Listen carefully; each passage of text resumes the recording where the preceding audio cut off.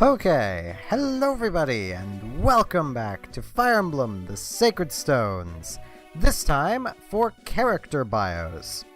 Now, I'm just going to be using my in-game character's stats to go over these things, mostly because it just makes it a little easier on myself.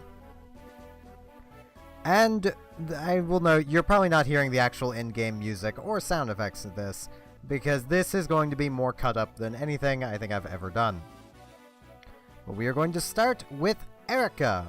She is your starting lord no matter what, and she is, in general, a good unit, if a little weak at the very beginning. But as you've undoubtedly seen throughout the series, she gets remarkably good in time.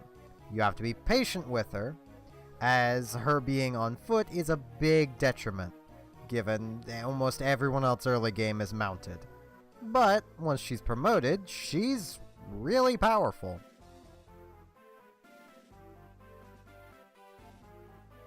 And I just had a brain fart there. I should bring up that as her basic lord class, she is able to use rapiers, which actually, yeah, we don't even have one on her. This is starting great. This is the first time I've done a bio thing, so if anyone's watching this and it's bad, that's probably why. They'll get better in time, the more I do them like this, I'm guessing. And as a promoted class, she becomes a cavalier, basically. As a great lord, she is still using swords, but she is mounted, which does give her a weakness to horse slayers. Keep that in mind. Next, on to Seth. Seth, the Paladin. The generic early game Paladin. His stats are really good. And late game, he will still be pretty good. He won't be the best Paladin, but I think as I've shown through the series, neither was my pick of Paladin. So, you know, you might be best off just using Seth if you want a Paladin. He has no promotions, being a classed up unit.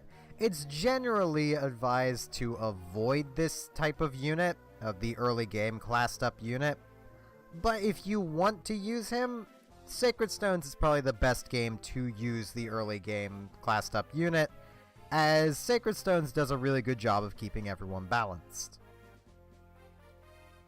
If you're going to use him though, I would suggest, at least early game, keep him in the back. Use him only when necessary.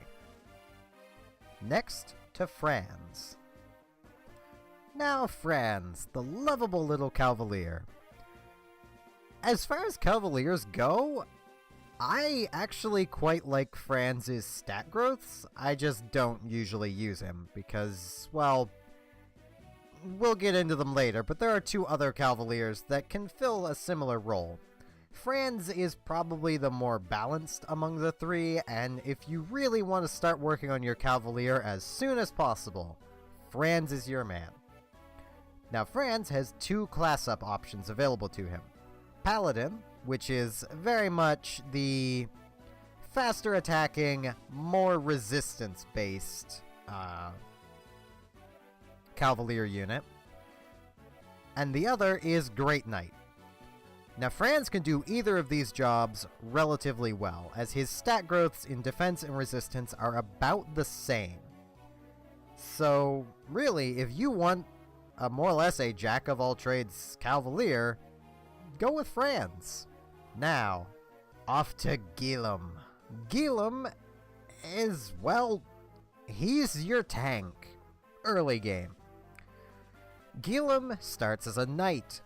Knights do one thing remarkably well. They take hits.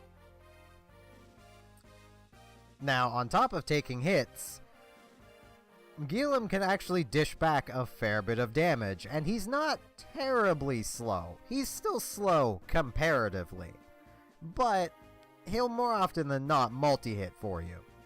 Now, as a knight, he is exclusively bound to spears. Early game, there are a lot of axes. Keep that in mind. Weapon triangle matters early game. Later, in late game, as a general or great knight, he gains access to literally every weapon type, which is what Guillem's promotions are: General and Great Knight. I myself would advise Guillem to be built more towards being a General, as Great Knights just have a few too many weaknesses in my opinion to be worth using. As a General, Guillem will be weak to Armor Slayers. As a Great Knight, he will be weak to Armor Slayers and Horse Slayers. So keep that in mind. He can work in both roles, but his speed growths might be a little too lackluster for a Great Knight. You might want to leave that job to some of the Cavaliers. Next, off to Vanessa. Now we have Vanessa. I don't know what I could say about her that I haven't already said. She is an amazing unit. Her stat growths are all really nice. Her best stat growth is speed, as you would expect, though her ultimate stat cap in speed does leave a little bit to be desired, but it's still more than good enough. She can promote from Pegasus Knight into Falcon Knight, or Wyvern Knight, I believe, or Wyvern Lord.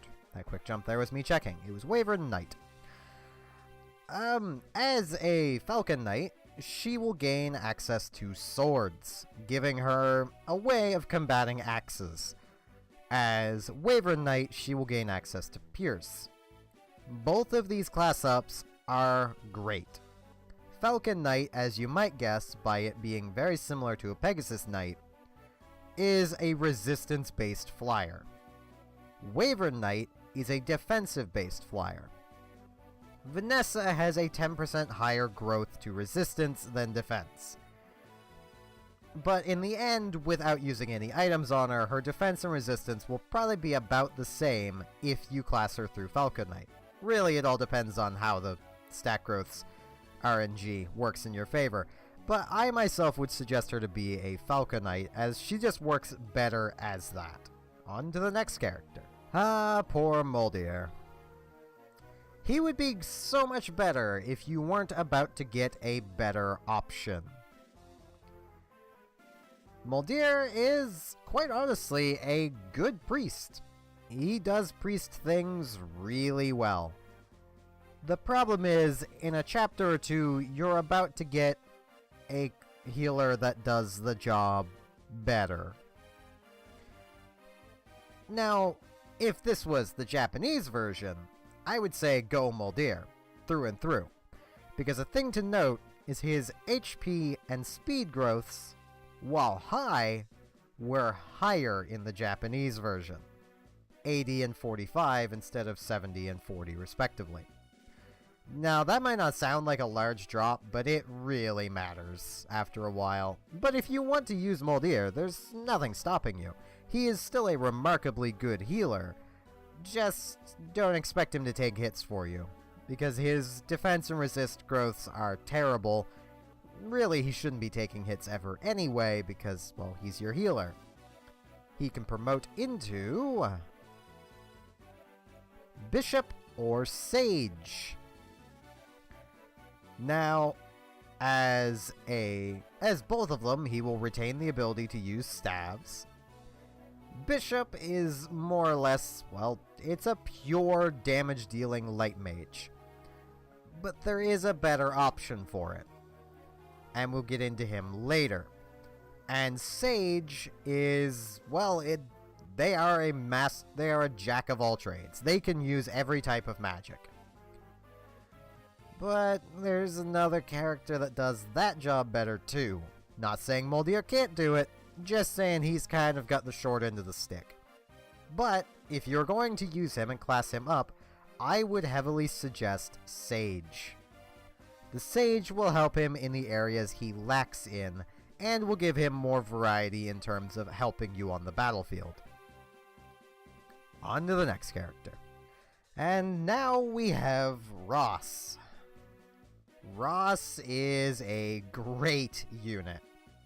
Made better in the North American version, as his base speed growth in the Japanese version is 25% chance of increasing. North American, it's 30%. So he's slightly better in North America. Now this will be the first of 3 rather complicated bios to give, which will undoubtedly have a lot of cuts in them. Now, Ross starts as a journeyman. Really weak pre-base class, only able to use axes. With also a movement of 4, making him rather difficult to use. From there, he can class up into fighter or pirate, respectively. Why did I say respectively? It doesn't really matter. Fighters are, well, they're just better axe wielders. It's the same class as we're about to get into of another unit that joins you at the exact same time. So if you want to use both of them, have Ross go pirate. You really don't want both of them being the same class. It muddles things up a little bit. I would actually myself recommend Ross go pirate. Pirates gain the ability to move across ocean terrain. I mistakenly mentioned in the series that they could cross mountains, but that doesn't happen for another game or so. Really, there's nothing bad to say about either upgrade class other than the future promotions. Pirate, in my opinion, has a better one for Ross, because Ross has a rather high luck growth and a rather high base luck.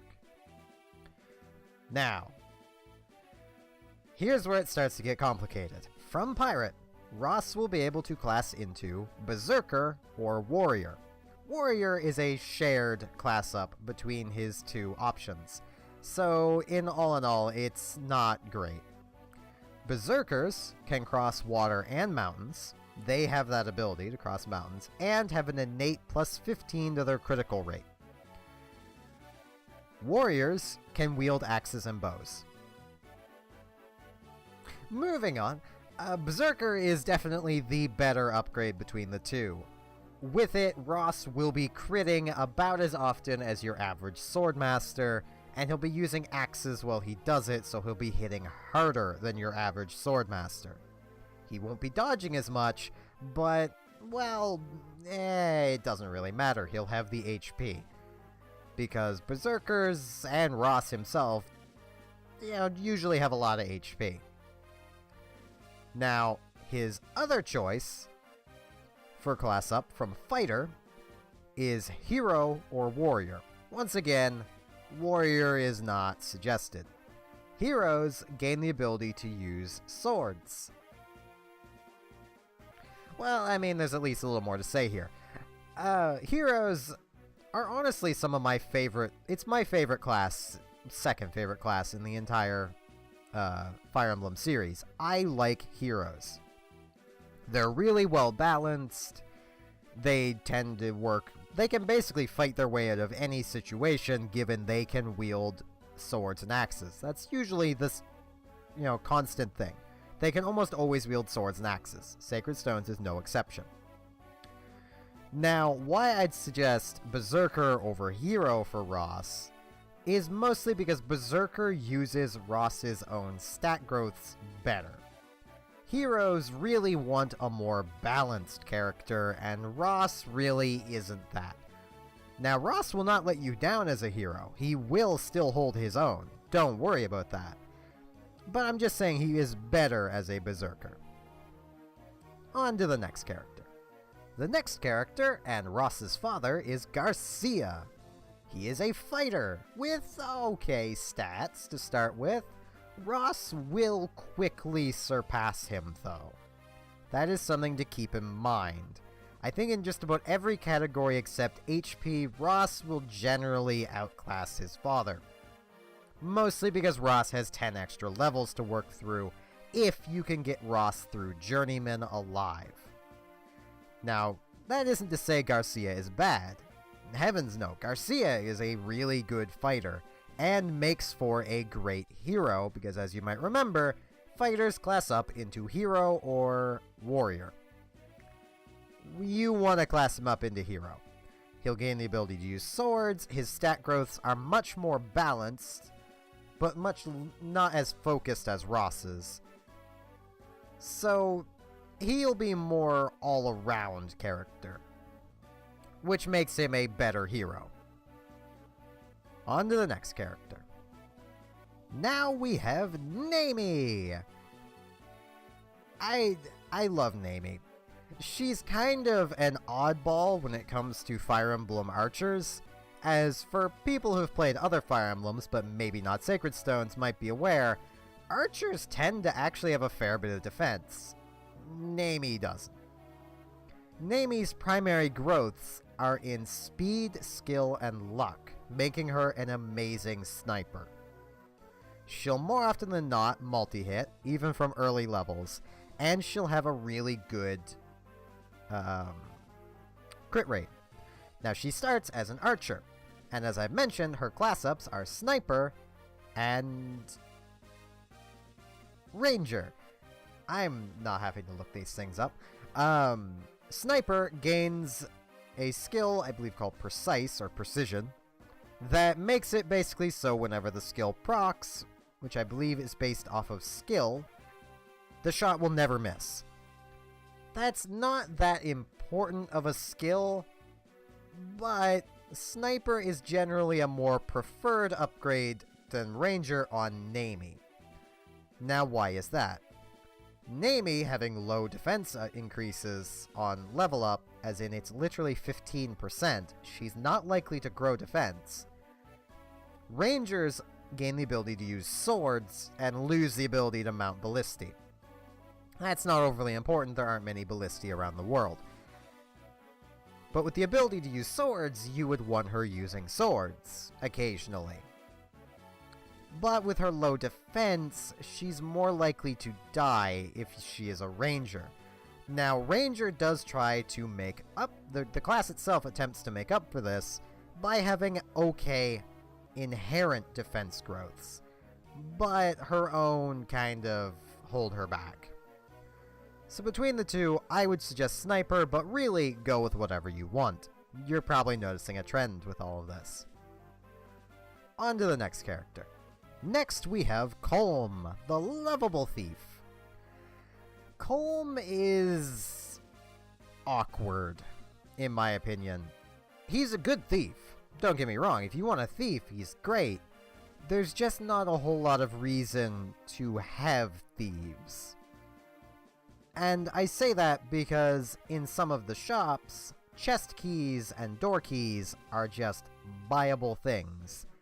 And you will get an unlock staff that opens doors. So really, you only need chest keys. But if you want to use him, he starts as a thief, and as I said, has pretty good stat growths. He will dodge more hits than he has really any right to. He will also multi-hit just about everything upon his introduction. I will note, in the Japanese version of the game, his speed starts as 12. That is a decent buff, let's be honest. He was slowed down. He has two option choices for promotion, one being Assassin, which gains the skill Silencer and loses the ability to steal. I'll go over stealing with the other promotion class. Silencer, for people who've played later Fire Emblems, is lethality. It procs on a 1/4 of your skill, I believe, to just instantly kill your opponent. Assassins are dangerous if they grow a lot of skill. Colm has a 40% skill growth, which isn't bad, but it's tied for his third lowest growth. He grows much more speed and luck along with HP, which makes him awkward in my opinion. Now, rogues maintain the ability to steal and gain lockpicking lock touch I believe it's called, as an actual skill. That lets them just open doors and chests without even having to have a lockpick in their inventory. Now, stealing, basically if an enemy has more than one thing, you can steal their thing they're not holding. It can be useful and you can get quite a few things from doing that. I've never been a fan of it though. It's a distraction. I'd say if you're going to use Colm and you don't care about him being able to open doors and chests for you, make him an assassin. If you want him opening doors and chests, maybe just leave him as a thief and just bring him along for doing that. That way you're not wasting battles on him. But if you really want to use him anyway and still want him doing that, then of course make him into a rogue. He does both jobs equally well, so go wild, I guess. Next character. Our next character in the lineup is Artor, who starts as a monk, basically a light magic spellcaster. He uses light tomes, or as the game calls them, lightning tomes. Yeah, translations aren't all that great in this game, but you gotta give him a bit of a break, this is an older game. Artor is remarkably balanced. The only things he doesn't grow well is luck and defense. Which is kinda funny when you stop and consider light magic is the high crit rate magic. That is probably why he does not grow much luck. They didn't want his crits to be happening all the time. Without you having to put some effort into that, of course. Artor as a monk classes up into, you've heard this one before, Bishop and Sage. He classes up into literally the same things Moldir does. See why Moldir isn't great. Artor will make a better bishop, and, well, as far as sages go, they'll be about equal, let's be honest. One thing that Artor has going for him is his insane amount of resist. That is something that Moldir cannot match up to, and very few of the mages you get will be able to match up to it. Mage vs. mage, Artor is the one you want. Now, for my recommended class up for him, honestly, go with what you like more. Do you want a pure light mage? Wait, I forgot one thing. Bishops gain the Slayer skill. I should have mentioned this earlier, but I forgot about it. This applies to Moldir as well. Slayer basically makes it so any attack they make against a monster or demon has ×3 damage, I believe. It is remarkably good, which is the reason why Bishop exists, I think. Between his two class ups, Bishop or Sage both work. I myself prefer making him a Bishop because it fits his character. But if you want him to be a Sage, go right ahead. Next character. Next character on the list is Lute, the lovable little mage, who is highly analytical of everything. She starts as, well, a mage, and has pretty alright stats. She will grow much more offensively than Artor, and just as a note, you get them both at the same time. She will not grow as much speed, but she will grow more luck than he will. Same with skill, really. She's more luck-based. She can class up into Sage or Mage Knight. Now here it is once again another case of what do you prefer. Neither of these classes have an innate skill, so would you rather her having light magic or being a mounted unit? That is basically what you are considering between. I myself lean a little more towards Sage on Lute, because you have more than enough cavalry units, and you really don't want your entire army being weak to a weapon type. That being horse slayers. It's not best to have them all weak to that. So I tend to make her a Sage on my playthroughs. She is actually a unit I use quite the amount, because, well, she is remarkably balanced for a mage, and she can hold her own rather well against just about anything. She doesn't take physical hits very well, but that's kind of understandable. She's a mage. Next character. Now we have Natasha. She starts as a cleric. Finally, a new class again! Well, mage was new, I guess. But one of its promotes wasn't. Which is basically Moldir's class. So it's not really new.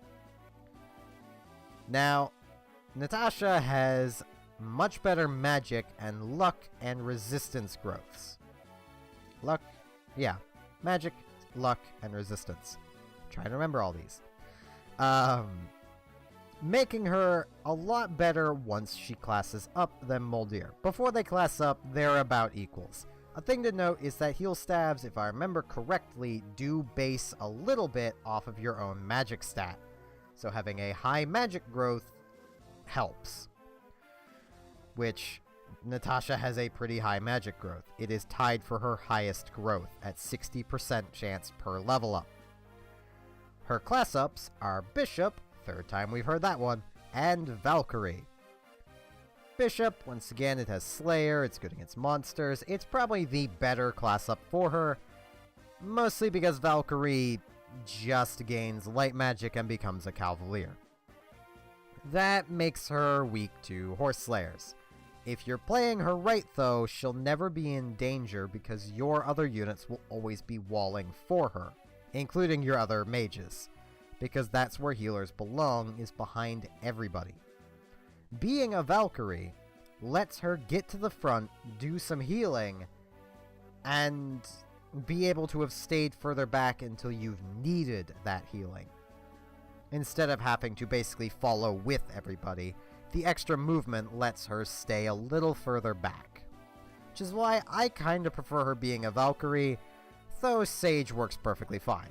For the series I made her a Valkyrie, but that was mostly just to differentiate her from other units. Sage would have definitely been my choice if I was just playing in my own time, as it's just arguably a better class between the two.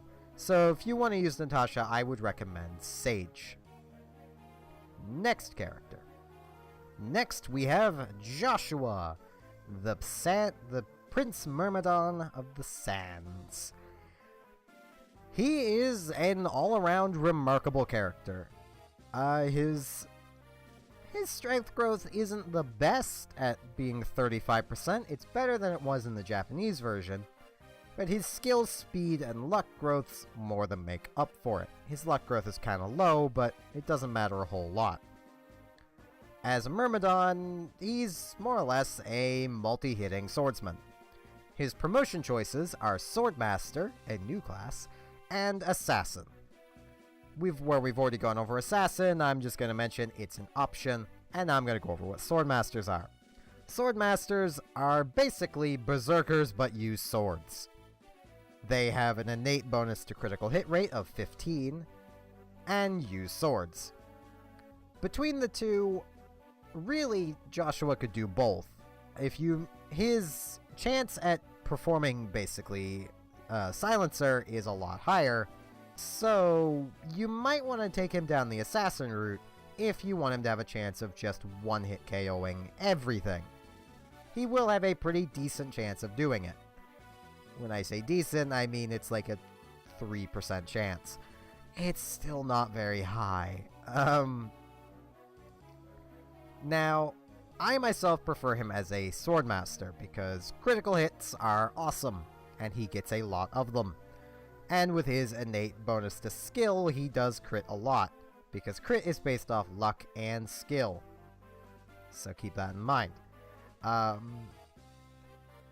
He's a really good unit. I would actually highly advise using him on every playthrough. Though there is another Myrmidon later, should you not like Joshua for whatever reason. On to the next character. Now we come back to royalty with Ephraim. Ephraim is, well, he's another lord. And as a base lord, he uses spears, making him actually different from Erica.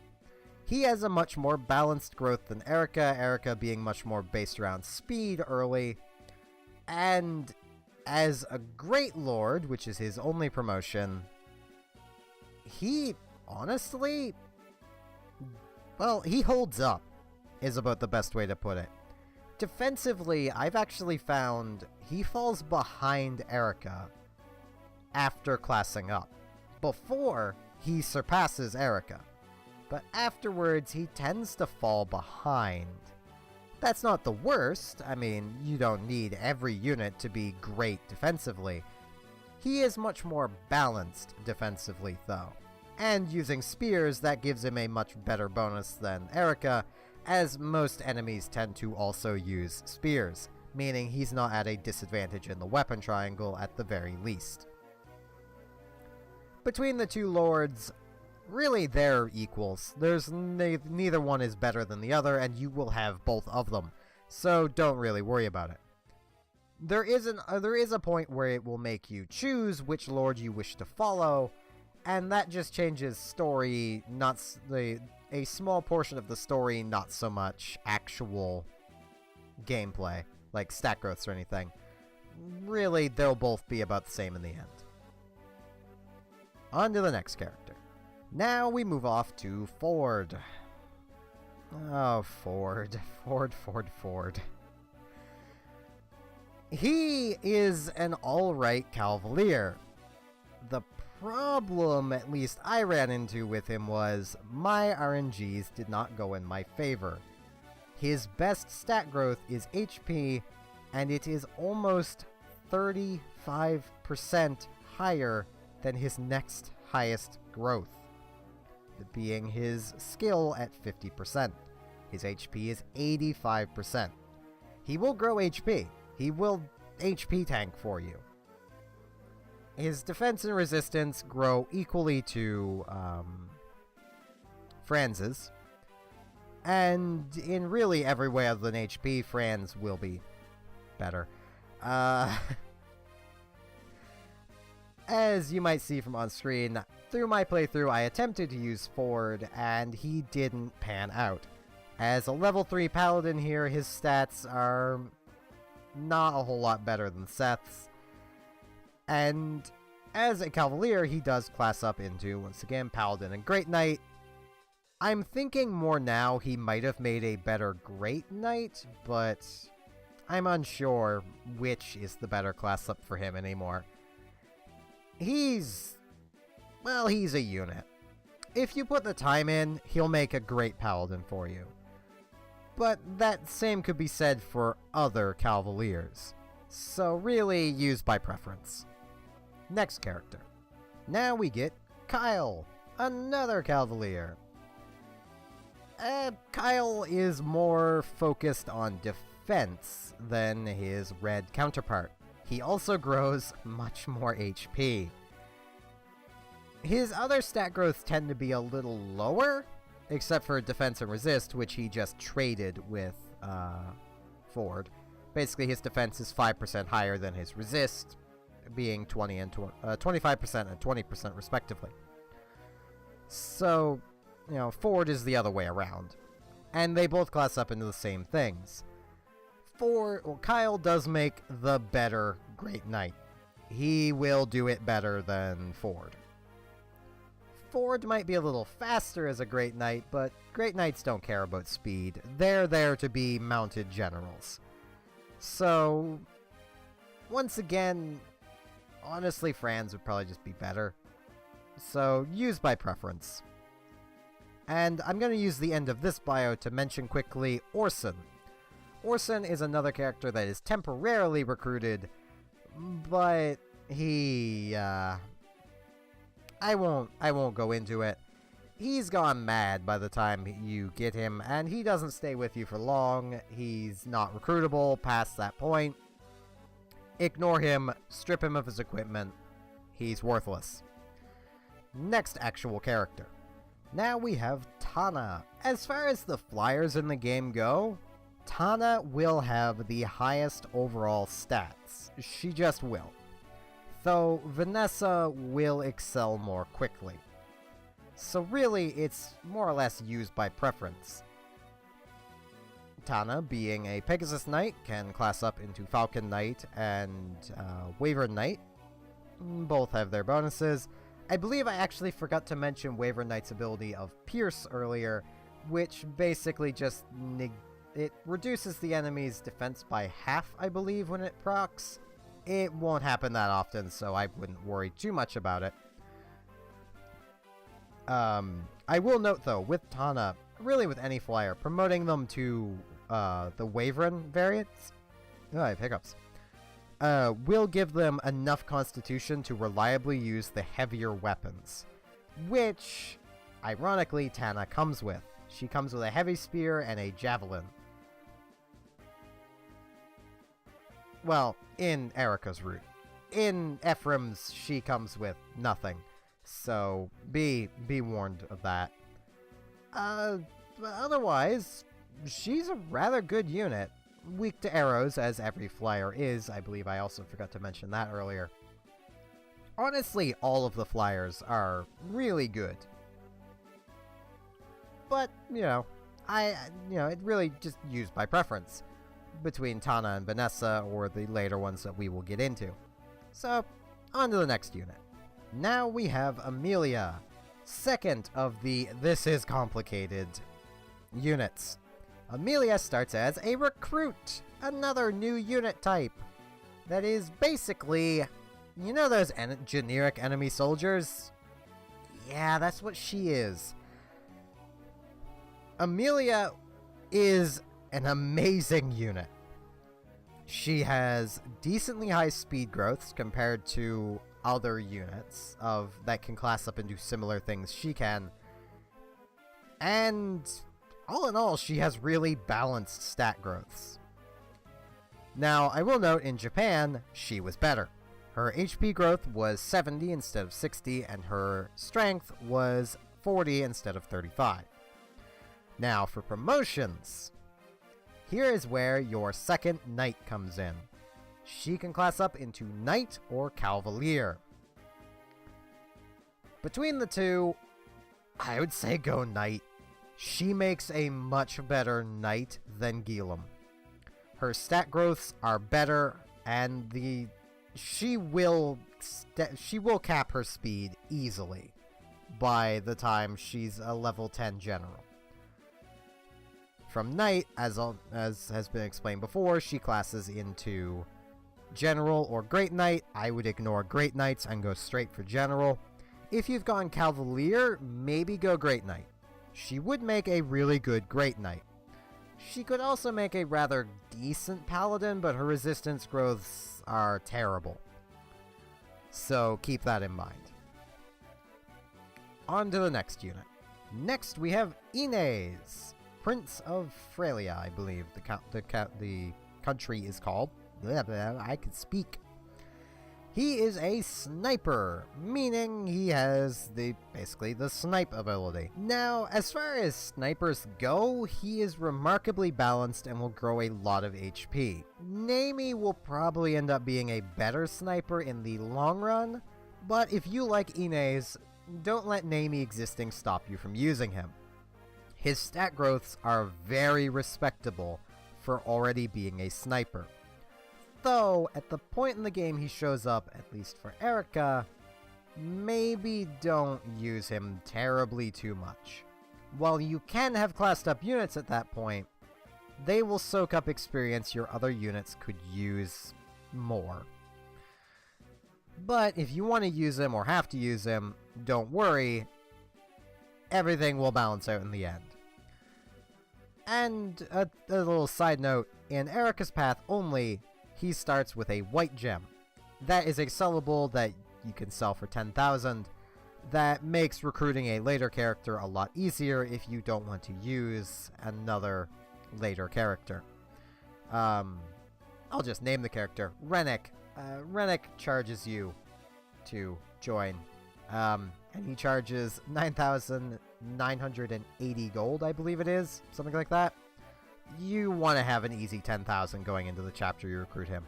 But now I'm just talking about Rennick. We'll talk more about him later. As I mentioned, Inez makes a pretty good sniper, so if you want to use him, go right ahead. He's an amazing unit. Next character.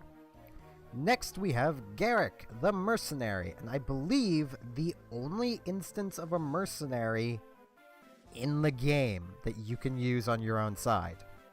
I might be wrong about that. I'll definitely get reminded of it later if I'm wrong.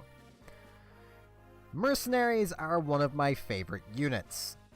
Meaning, as you might expect, Garrick is one of my favorite characters in this game.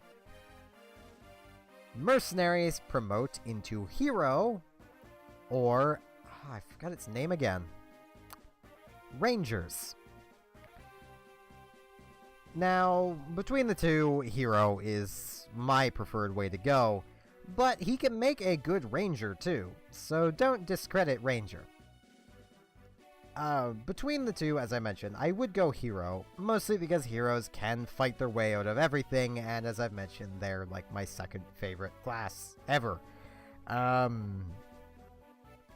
Another thing to note, Garrick will come with a hero crest, which is how you will be promoting a lot of your characters, including himself, and he comes at level 10 should you wish to just promote him right away. I would not recommend this. I would recommend waiting to promote any character until they are at least level 18 of their base class. That way they get most of their base class stat growths, because you won't get those levels again later, so the longer you can wait, the better the character will be in the end. Keep that in mind. On to the next character. Next we have Tethys, the Dancer, and the only dancer in the game. Dancers are odd units. They have no weapon usage at all. But as far as Tethys goes, she has some downright broken stat growths. As you might notice just from looking at the screen, at level 9, she already has 20 speed and 17 luck. That is equivalent to really any of your late game characters. That 8 defense is also already higher than late game mage classes. What does Tethys do though? She doesn't have a weapon. She dances. That allows units to have a second turn. That is an amazing ability. It lets you, for instance, just have someone attack twice, maybe have a healer restore a status condition and also heal that character, or even have a flyer rescue someone and drop them off in the same turn. There is so many possibilities. And she is honestly really good, and one of the easiest characters to level grind as well, as all you need to do is just have your Lord wait, Tethys dance for them, then end your turn, repeat. Tethys gains experience for dancing, 10 experience per dance. So you can work that out to how long it'll take to get her to level 20, which is her cap. And her stats will be high, and she will rarely take a hit if she gets encountered in battle. On to the next character. Now we have Marissa, the other option for a Myrmidon. And honestly, she's better than Joshua. She will give you a better Myrmidon / Swordmaster / Assassin in the end. No matter what path you go down, her stat growths are better. In Japan, her stat growths are about equivalent. There is one caveat. Joshua grows more strength. He also has a higher constitution, if I remember correctly, and in Sacred Stones, constitution matters. That is what helps you use heavier weapons. She won't be able to reliably use things like silver swords. However, she does have enough constitution as a Swordmaster to reliably use killing edges. And as a Myrmidon, she has a high enough constitution to use her signature Shamshir, which is basically a lighter killer edge. She is an amazing unit. I have used her multiple times on my half playthroughs, because as I mentioned in this playthrough, before this playthrough, I had never actually beaten the final chapter. I had always lost at the final chapter because I was dumb. I wasn't the best Fire Emblem player as a kid. She's an all-around amazing Myrmidon. So, if you want the best possible Myrmidon, you want Marissa. But use by preference, as with everyone. Next character. And here we have, I believe, the last unique class that isn't a pre-class. In Rachel as a Troubadour. Troubadours are mounted healers. Now you might think by looking at this, wait, isn't that the Valkyrie? And you're close! Troubadour classes up into Valkyrie. Or Mage Knight. Both of which are very good class ups for Rachel. Basically, decide which one you want her doing more. Now, her stat growths were higher in Japan. And, well, as far as healers go, I do like her. I like Troubadours. But once again, there are just so many Cavaliers, and she has no option to not be one.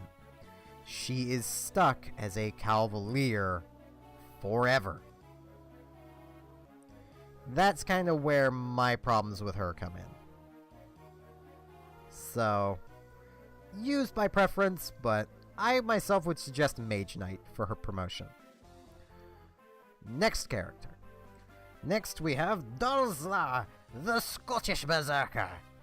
I mean, that's clearly what they were going for. Dozra is the only Berserker in the game if you do not take Ross down the path to become one. So if you don't want Ross to be a Berserker, but wish for him to be a hero but still want one, the game's got you covered. Dozla comes with a battle axe, which is a unique weapon to him, I believe. And he also comes with impressively high HP and strength for his level. He will be an amazing unit if you want to use him. He joins you alongside Rachel and will start contributing immediately. His stats are not bad for his being pre-promoted. And yeah, he can cross mountains, water. He's great. Yeah, I don't know what else to say about him other than he's just amazing. So, if you want a Berserker, or just even a frontline fighter, Dozra's your man. Next character. Next we have Soleil, who, albeit, isn't the best sage. He does come as a sage though, relatively mid-game, and with relatively high stats. Let's be honest, these look like endgame stats, and he's level 1. He has room to grow. The problem is his stat growths, all of them are below 50 except for HP. He can still work. If you want to use him, go right ahead. As a child, I used him a lot because I like mages. I like mages in games. It's just how I roll. Though mages aren't even my favorite class in Fire Emblem. That falls to flying units, just in general. Flying units. Though Sage is my third favorite class. All in all, Soleil will contribute immediately, and he does make the best user of the spell Excalibur. So, yeah.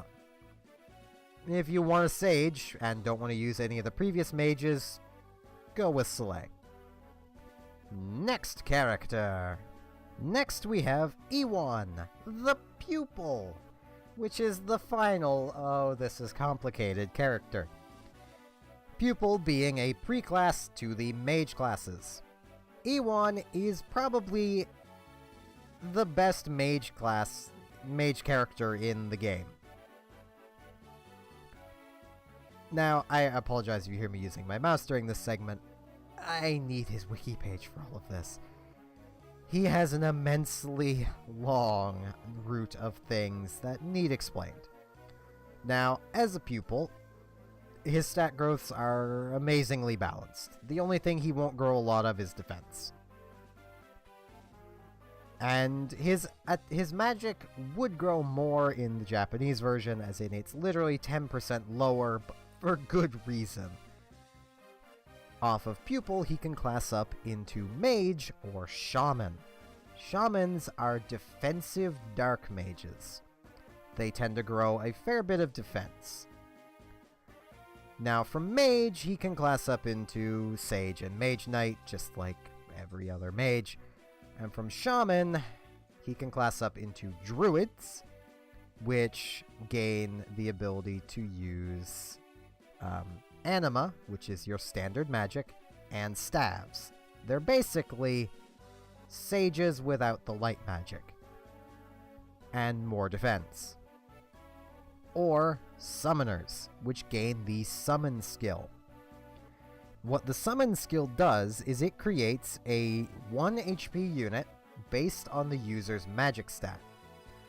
This unit will be able to be equipped with whatever you want. I believe they actually come with a generic axe. I could be wrong. Once you trade something to a summoned unit, you can never have it back though. And with 1 HP, they will die in one hit. Summoners can also use healing staves. Between all of Iwan's choices, and he has a lot of them that are good, I would suggest taking him towards Summoner. He is your only good option for Summoner, really.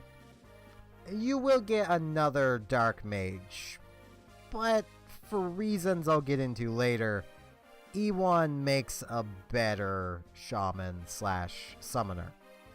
You could also make him a Druid if you want, if you just want to have 3 types of magic on multiple units. Like I said, I myself would suggest Summoner because the summon is remarkably useful. Never doubt the usefulness of a 1 HP throwaway unit. Next character. Next we have Cormag, a Wyvern Rider, which is basically the male equivalent to a Pegasus Knight. They are much more focused on defense than resistance though, so keep that in mind. Now, as a Wyvern Rider, he will be able to use spears, and his stat growths are all around really nice. He'll relatively compare to Vanessa at about the time you get him, assuming she's still at about his level. He will join you as a level 10 Wyvern Rider, or level 9 Wyvern Rider, I think. 9 or 10, something like that. I think 9 is Ephraim and 10 is Erica.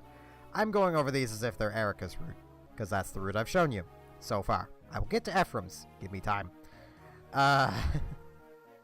And he can promote into Wyvern Knights with the skill of Pierce, or Wyvern Lords and gain the ability to use swords.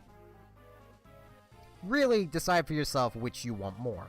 Do you want him to be a more general unit, or do you want him to have the ability of Pierce?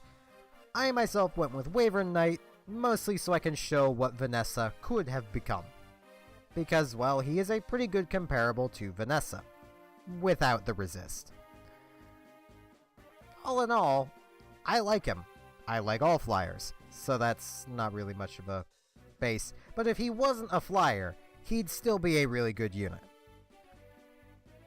Now, on to the next unit.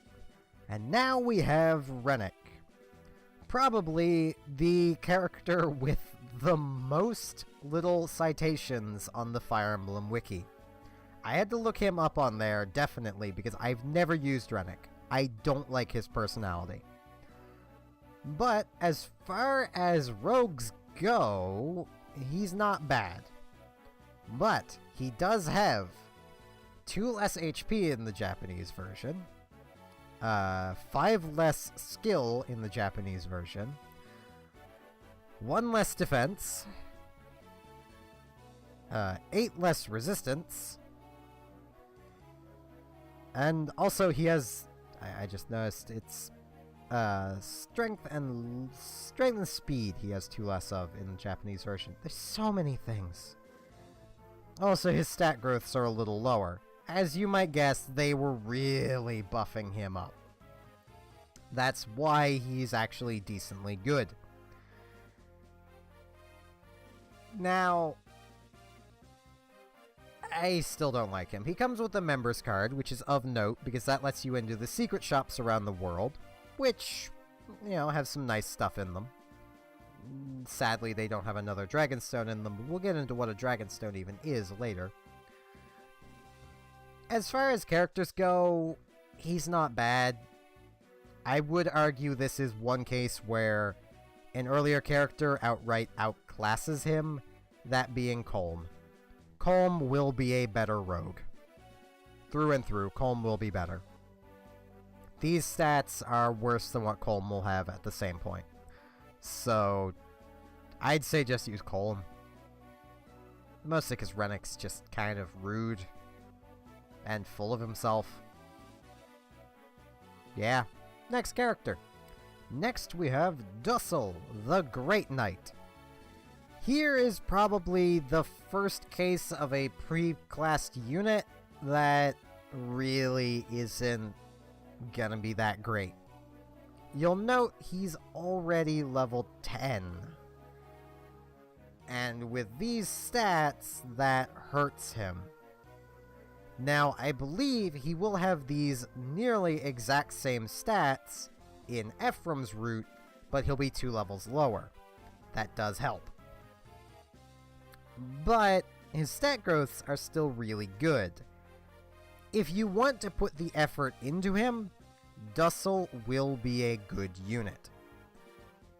He's, quite honestly, still good, just not the best he could be. On to the next unit. And here we have Noel. Basically, he's your other option for Shaman. But as you might notice, his stats are kind of low, if I'm honest, for a level 10.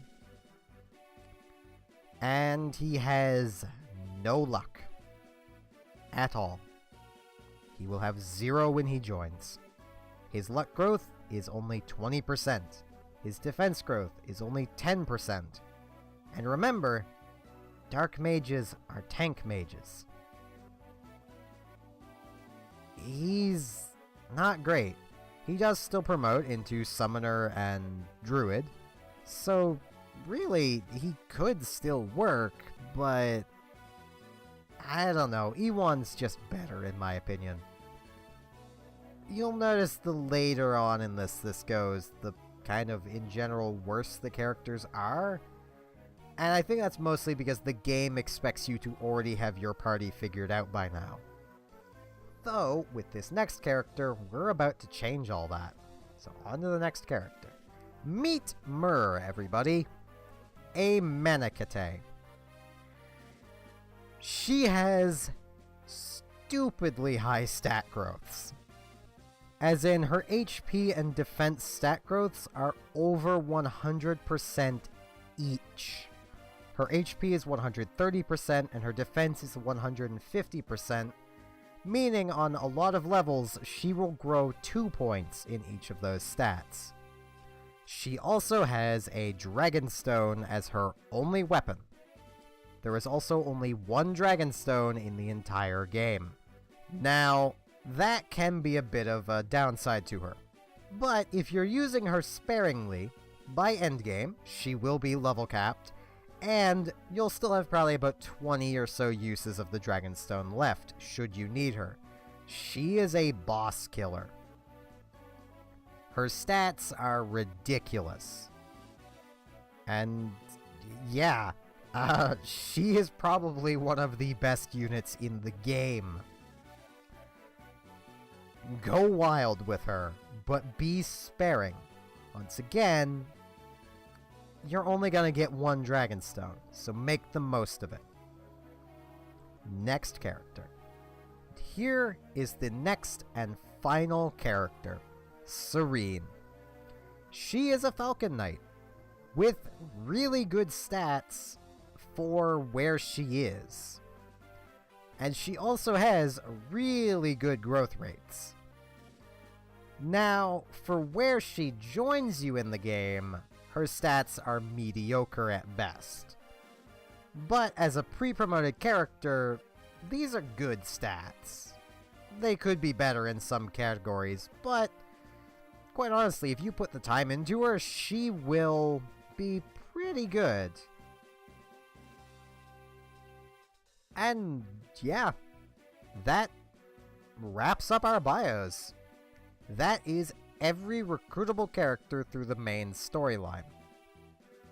Now, why do I say main storyline? It's because there are etc. characters that you have the option of getting later. And they come from bonus content. I will be doing my best to show them. So, join me back here next time as we get started on the Creature Campaign mode. See you all then.